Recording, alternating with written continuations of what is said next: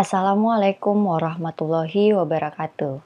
Selamat datang kembali di pertemuan 10 mata kuliah korespondensi Niaga Bahasa Indonesia dengan pembahasan masih mengenai aneka surat statuta. Di pertemuan ini kita akan fokus pada beberapa surat, yakni surat perjanjian, surat berita acara, dan surat pernyataan. Pertama, kita akan bahas mengenai surat perjanjian.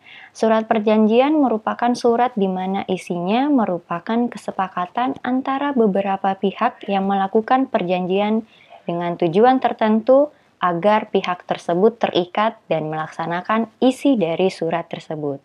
Jenis perjanjian itu ada dua macam, yakni perjanjian autentik, di mana perjanjian disaksikan oleh pejabat pemerintah, dan perjanjian di bawah tangan, di mana surat perjanjian ini yang tidak disaksikan oleh pejabat pemerintah. Syarat sahnya surat perjanjian yang pertama yakni ditulis di atas kertas segel atau kertas biasa yang dibubuhi materai.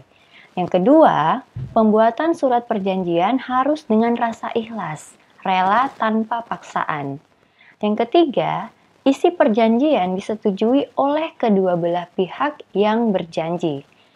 Yang keempat, pihak yang berjanji dan termasuk saksi harus sudah dewasa dan dalam keadaan sehat dan sadar.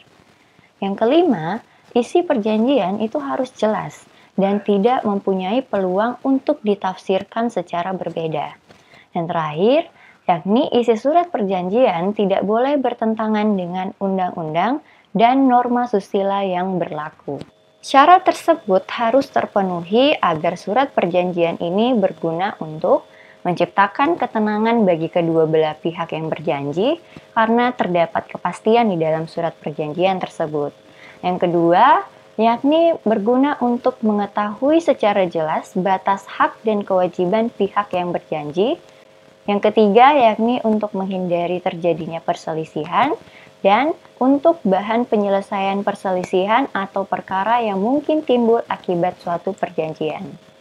Adapun isi dari surat perjanjian secara umum adalah yang pertama, persetujuan mengenai batas-batas hak dan kewajiban masing-masing pihak yang mengadakan perjanjian. Yang kedua, yakni ada tanggal mulai dan jangka waktu berlakunya perjanjian serta mungkin untuk diperpanjang masa berlakunya perjanjian jika memang diperlukan. Yang ketiga, yakni jalan keluar apa yang akan ditempuh seandainya salah satu pihak tidak melaksanakan kewajiban. Jalan keluar dapat berupa sanksi, ganti rugi, tindakan administratif, atau bisa kita lakukan gugatan ke pengadilan. Oke, berikut contoh dari surat perjanjian. Surat perjanjian itu memiliki banyak jenis, diantaranya yang pertama yakni surat perjanjian jual beli dan perjanjian sewa beli atau angsuran. Surat perjanjian jual beli merupakan surat perjanjian yang menyebutkan pihak penjual wajib menyerahkan suatu barang kepada pihak pembeli. Sebaliknya, pihak pembeli diwajibkan menyerahkan sejumlah uang atau sebesar harga barang tersebut kepada pihak penjual. Singkatnya, perjanjian jual beli adalah jenis perjanjian yang dipakai untuk jual beli barang atau material. Sedangkan jual beli jasa disebut dengan kontrak. Adapun perjanjian sewa beli atau angsuran, yakni surat perjanjian yang menyebutkan pembayaran dapat dilakukan secara berangsur. Jadi barang diserahkan kepada pembeli setelah surat perjanjian ini ditandatangani. Namun hak kepemilikan itu masih ada pada pihak penjual hingga cicilan lunas.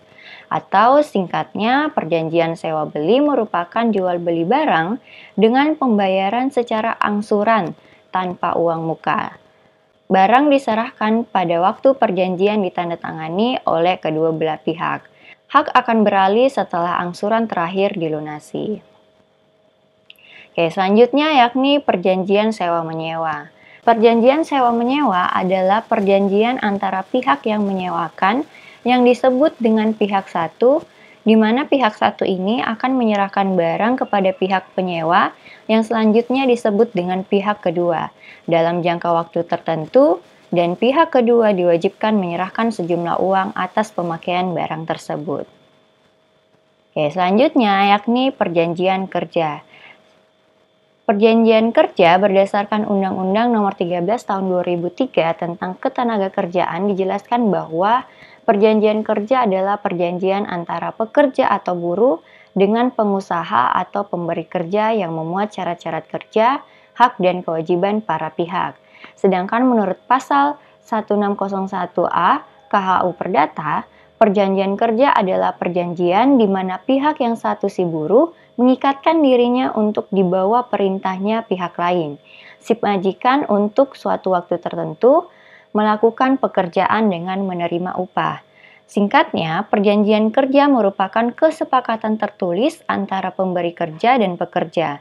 Dalam perjanjian kerja, maka timbullah hak dan kewajiban yang jelas dari masing-masing pihak yang dinyatakan dalam surat perjanjian. Nah, ini merupakan hal-hal yang perlu diperhatikan dalam surat perjanjian kerja, yakni lamanya masa kerja, terus jenis pekerjaannya apa, berapa besaran upah atau gaji, serta tunjangan lain kalau misalnya ada, jam per hari atau jam kerjanya, lalu ada jaminan sosial, hak cuti, dan kemungkinan untuk memperpanjang perjanjian kerja tersebut. Oke, di dalam pasal 54 ayat 1 Undang-Undang Nomor 13 Tahun 2003 tentang Ketenagakerjaan mengatur perjanjian kerja yang dibuat secara tertulis sebagai berikut.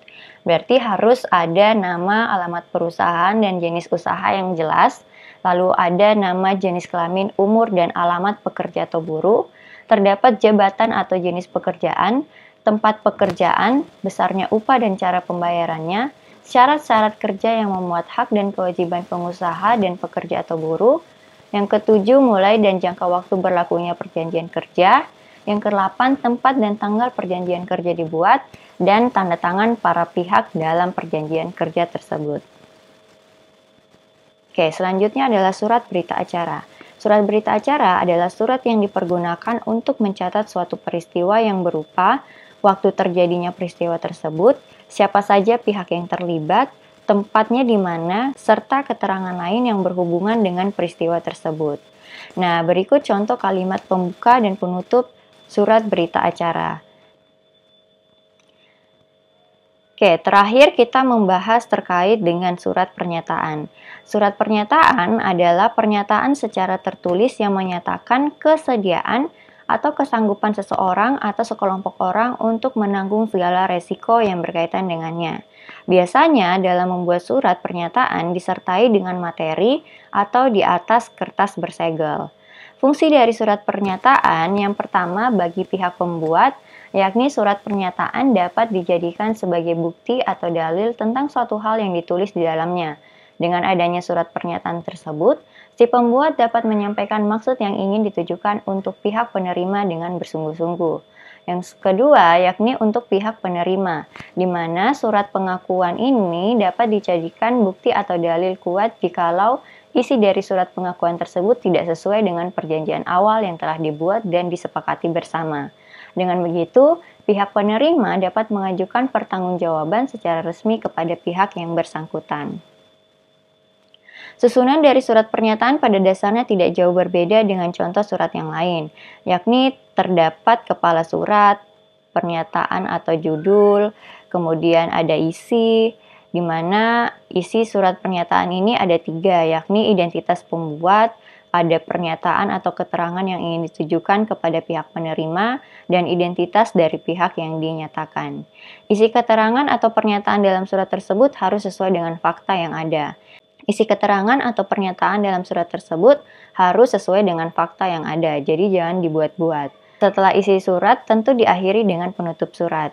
Surat pernyataan juga dibubuhkan materai agar keabsahan dari surat tersebut menjadi semakin kuat. Namun, pembubuhan materai ini tidak selalu dilakukan, tergantung dari kebutuhan dan jenis dari surat pernyataan tersebut.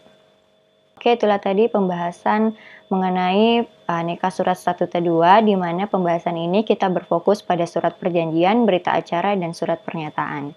Sampai bertemu di video pembelajaran berikutnya.